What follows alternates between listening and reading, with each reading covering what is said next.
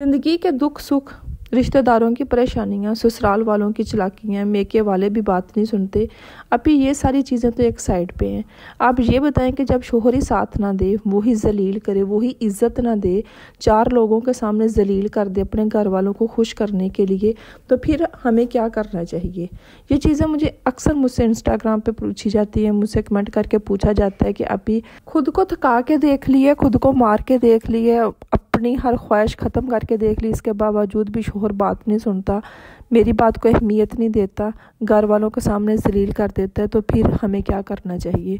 तो मैंने सोचा कि जो इतना सवाल पूछा जाता है उसी पे हम वीडियो बना लेते हैं कि हमें अपनी तरफ से आपको क्या करना चाहिए कि आपका शोहर आपसे खुश हो जाए। अपनी तरफ से तो कोशिश करनी चाहिए ना अपने रिश्ते को बेहतर बनाने के लिए। तो चलें आज इसी पे बात करते हैं। वीडियो पर आ चुके हैं तो वीडियो में मुकम्मल मेरा साथ दीजिएगा, कमेंट करके अपनी राय भी दीजिएगा। अस्सलाम वालेकुम, welcome back to my YouTube channel. I hope मेरी यूट्यूब फैमिली ठीक ठाक होगी, अल्लाह का शुक्र मैं भी बिल्कुल ठीक हूँ। तो अपने टॉपिक को स्टार्ट करने से पहले जो भी मेरे चैनल पे न्यू है, मेरे चैनल को सब्सक्राइब कर दे, नोटिफिकेशन वाले बटन को भी ऑन कर दीजिएगा ताकि मैं और आप हम एक फैमिली की तरह रह सके, अपने मसले मसाइल डिस्कस कर सके और उनका कोई हल निकाल सके। अच्छा, यहाँ पे मुझे ना मैं एक और बात करना चाहती हूँ कि इंस्टाग्राम पे मुझसे ना यूट्यूब के चैनल के बारे में पूछा जाता है, मुझसे बहुत सारे सवाल किए जाते हैं। मैंने आप लोगों की आसानी के लिए, आप लोगों की सहूलत के लिए मैंने इस पे ऑलरेडी यूट्यूब पे वीडियो बना चुकी हूँ। आप मेरी वो वीडियो देख लिया करें, उस पर सारी डिटेल आपको मिल जाएगी कि आपने क्या क्या करना है। तो जी जनाब, बात करते हैं हम आज के अपने टॉपिक की तरफ कि हर रिश्ता तो दूर की बात है। सबसे पहले जो शोहर का और बीवी का रिश्ता होता है, अगर उसी में ही इज़्ज़त ना हो, प्यार ना हो, रिस्पेक्ट ना हो, तो फिर हमें क्या करना चाहिए? आपको क्या करना चाहिए अपने रिश्ते को बेहतर बनाने के लिए? तो अगर आप भी अपनी ज़िंदगी में परेशान हैं, आप सुकून चाहती हैं, तो मैं कोशिश करूँगी कि मैं आपको कोई सादा पॉइंट बता सकूँ जिन पे आप अमल करके अपने रिलेशन को बेहतर बना सकती। सबसे पहले जो अक्सर मिस्टेक की जाती है कि खुद को मार दिया जाता है। जी हजूरी में इतना लग जाती हैं आप कि अपने आप को भूल जाती हैं, अपनी सेल्फ रिस्पेक्ट को भूल जाती हैं, खुद को भूल जाती हैं। और फिर क्या होता है कि एक वक्त आता है कि जब आप अपनी इज्जत नहीं करते, अपनी खुशी का ख्याल नहीं रखते, अपने आराम का ख्याल नहीं रखती, इतनी जी हजूरी करती हैं कि सामने वाला भी आपको इग्नोर करना शुरू कर देता है, क्योंकि आप खुद को इग्नोर करती हैं ना, इसी वजह से। तो सबसे पहले ठीक है, मियाँ बीवी का रिलेशन बराबरी का रिलेशन होता है कि जिसमें अगर आप जितना दे रहे हो आपको रिटर्न भी मिलना चाहिए। अगर आपको रिटर्न नहीं मिल रहा, वापस नहीं मिल रहा, जितना आप कर रही हो उसका हाफ भी नहीं मिल रहा, तो फिर आपको सोचने की ज़रूरत है कि कहाँ पर मैं मिस्टेक कर रही हूँ। और मिस्टेक मोस्टली यही होती है कि जब आप खुद को इग्नोर कर देते, आप अपना ख्याल नहीं रखती। आपको लगता है कि घर के काम करके, घर वालों का ख्याल रख के, हर चीज़ का ख्याल रख के आप अपने शोहर को खुश रख सकती हैं, तो इस तरह शोहर खुश नहीं होने वाले। आपको अपनी केयर करने की ज़रूरत है, आपको अपने लिए स्टैंड लेने की ज़रूरत है। जब तक आप अपने लिए स्टैंड नहीं लोगे, कोई भी आपके लिए नहीं लेगा। आपके सगे माँ बाप भी आपके लिए स्टैंड नहीं लेंगे जब तक आप खुद अपने बारे में नहीं सोचोगे। तो ये घर के काम करके, घर की नौकरानी बन के आप कभी भी अपने शोहर का दिल नहीं जीत सकते। अब मैं यहाँ पे आपको एक छोटी सी एग्जांपल देती हूँ। सारे दिन के बाद शोहर घर आए और आपने वही मैले कचैले कपड़े पहने हुए, प्याज की स्मेल आ रही, सारा कुछ खुद को टोटल इग्नोर किया हुआ है, तो आपको क्या लगता है कि आपका शोहर इस चीज़ से खुश होगा? कभी भी नहीं होगा। आप अपने शोहर की जगह खुद को रख के देख लें कि आप सारा दिन घर वापस आती हैं और आपके शोहर ने मूड बनाया हो, एक ऐसे इंसान से आप उम्मीद लगा के बैठी हो कि मैं जाऊं और वो तैयार हो मेरे लिए वक्त निकाले, और ऐसा कुछ भी ना हो, तो आपका भी मूड ख़राब होना है। सेम इसी तरह आपके शोहर का भी मूड ख़राब होना है।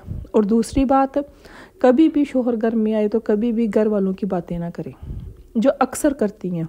घर वालों को एक साइड पे रहने दें।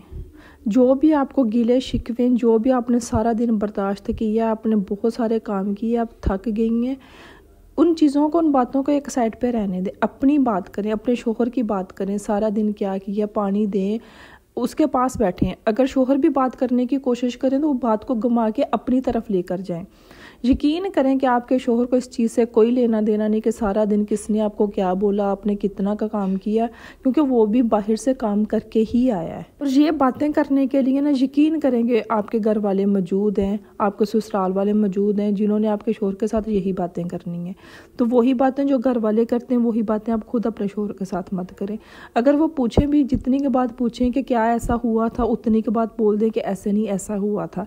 इससे पता क्या होना है, इससे आपका शोहर भी नोट करेगा कि इसको इन घर की जो सियासत है, 2% की सियासत है, मेरी बीवी को इन बातों से कोई लेना देना नहीं, मेरी बीवी का सिर्फ मेरे साथ खुश रहना चाहती है, वो मेरे साथ वक्त गुजारना चाहती है।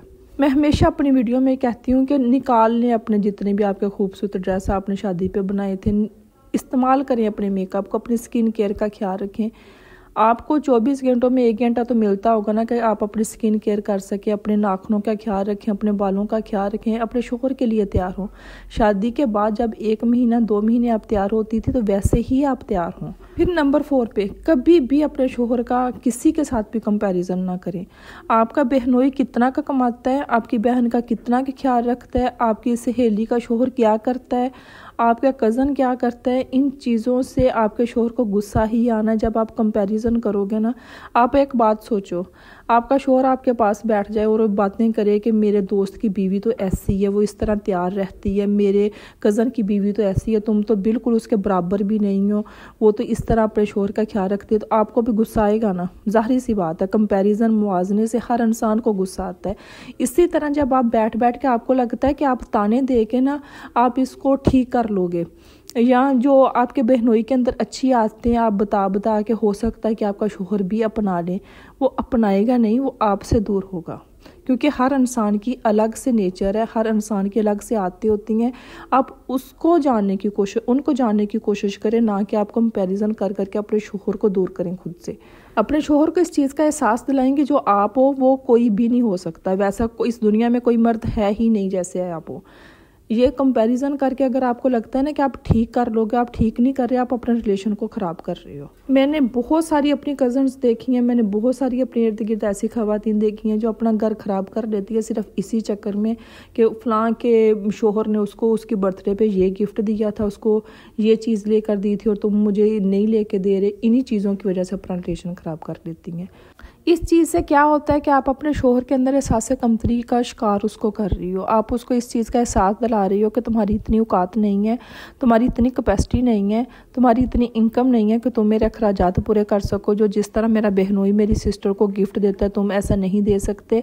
आपके शोहर ने जितना भी आपको देना है, जो भी करना है, उसने अपनी आमदनी के हिसाब से करना है। तो इससे आपको मिलना तो कुछ भी नहीं है, सिर्फ आपका शोहर आपसे दूर होना है। ये जो मैं पॉइंट बोलने लगी हूँ ना, ये मोस्ट इम्पोर्टेंट है। ये मैं तकरीबन हर अपनी बहन को इस चीज़ की नसीहत करूँगी कि शादी के बाद मेका मम्मी अब्बू की याद आ रही है, भाइयों की याद आ रही है, मैंने वहाँ पे जाना है, ये चीज़ें ख़त्म करते हैं, प्लीज़ ख़त्म कर दें। जब तक आप अपने शोहर को वक्त नहीं दोगे ना, आपका शोहर कभी भी आपका नहीं होना। आप मुझे एक बात बताएं, आप एक हफ्ते के लिए 10 दिन के लिए आप चली जाती हैं, आपके शोहर का माइंड वॉश करने के लिए, उसको बातें सिखाने के लिए बहुत सारे लोग हैं वहाँ पे। तो कभी भी अपनी जगह खाली ना करें। जाना है 1 दिन के लिए जाएं, 2 दिन के लिए जाएं, वापस अपने घर में आएँ, अपने रूम में आएँ, अपने शोहर के पास आएँ। किसी को भी इतना मौका ना दें, कि इतनी गुंजाइश ना दें कि कोई उसका माइंड वॉश कर सके, उसके माइंड में बातें डाल सकें। इतना मौका किसी को भी ना दें। ये जो होता है ना कि मुझे माँ बाप की याद आ रही, आपने वहाँ पे बहुत अरसा गुजार लिया है, आपकी अब शादी हो गई है, आपने एक ऐसे शख्स का दिल जीतना है कि जिसका आपके साथ कोई खूनी रिश्ता नहीं है, आपने एक अजनबी शख्स के साथ रहना है, आप उसको जानने की कोशिश करो। शादी के बाद जब शोहर को आते जानने की ज़रूरत होती है ना, उसका दिल जीतने की ज़रूरत होती है, उसको अपना बनाने की ज़रूरत होती है, तब क्या होता है कि तैयार होकर हमेशा मेके की तरफ जाना, मेके की याद आ रही है, अम्मी अब्बू की याद आ रही है। फिर क्या होता है कि वो वक्त तो गुजर जाता है, फिर आपके बीच में जो चीज़ें समझने की ज़रूरत होती है ना, वो वक्त गुजर चुका होता है, आप अपनी प्रैक्टिकल लाइफ में आ जाते हैं। तो फिर वही चीज़ें होती हैं कि कभी शोहर नहीं समझ रहा होता आपको, और कभी आप चुपचाप मूड बना के आपको लगता है कि शोहर अब समझे। और दूसरी बात है, मैं कहती हूँ कि मूड बना के इधर उधर घूमने की बजाय जो चीज़ आपको अच्छी नहीं लगती वो अपने लफ्ज़ों के ज़रिए बयान करना सीखें। आपको इतना तरीका आना चाहिए कि जो सीधी बात अगर आपका शोहर नहीं समझ रहा तो घुमा के उसको अपनी बात समझाने का आपको तरीका आना चाहिए। और मोस्ट इम्पोर्टेंट, कभी भी मैं कहती हूँ कि कभी भी 24 घंटे से ज़्यादा अपने शोहर को नाराज़ ना रहने दें। अगर उसने अना का मसला बना लिया ना, तो आप अपनी अना को एक साइड पे रख दें। मियाँ बीवी के दरमियान कभी भी अना आनी ही नहीं चाहिए। अगर आपको लगता है ना कि उसकी मिस्टेक थी, उसने सारा कुछ किया, इसके बावजूद भी वो आपको नहीं मना रहा, तो आप पहल कर लें। आपने रहना तो उसी शख्स के साथ ही है ना। हफ्ते बाद 10 दिन बाद इतना गैप दे के बात नहीं करनी, मूड बना के घूमना है, अपने रिलेशन को ख़राब करने के बाद भी तो सुलह तो होनी ही है। तो फिर क्यों? मैं यहाँ पे आपको अपनी बात बताऊँगी। मेरी शादी को 3 साल हो गए माशाल्लाह से। आज तक कभी ऐसा नहीं हुआ कि 24 घंटे से ज़्यादा हमारी नाराज़गी चली हो। अगर शोहर ने अपनी अना का मसला बना लिया तो मैं पहल कर लेती हूँ। तो यही चीज़ मैं आपको भी बोलूँगी कि कभी भी अपनी अना को बीच में ना आने दें। अच्छा, फिर इस चीज़ की भी उम्मीद रखी जाती है कि मेरे कहे बिना मेरा शोहर मेरी बात समझ जाए। नहीं समझते यार। उनके सर में बहुत सारी टेंशनें होती हैं, उनके माइंड में बहुत सारी चीज़ें होती हैं, वो नहीं समझ सकते। उनको बताने की ज़रूरत होती है। मैं तो मुँह से गिफ्ट मांग लेती हूँ कि मेरी बर्थडे आने वाली, मुझे ये गिफ्ट चाहिए।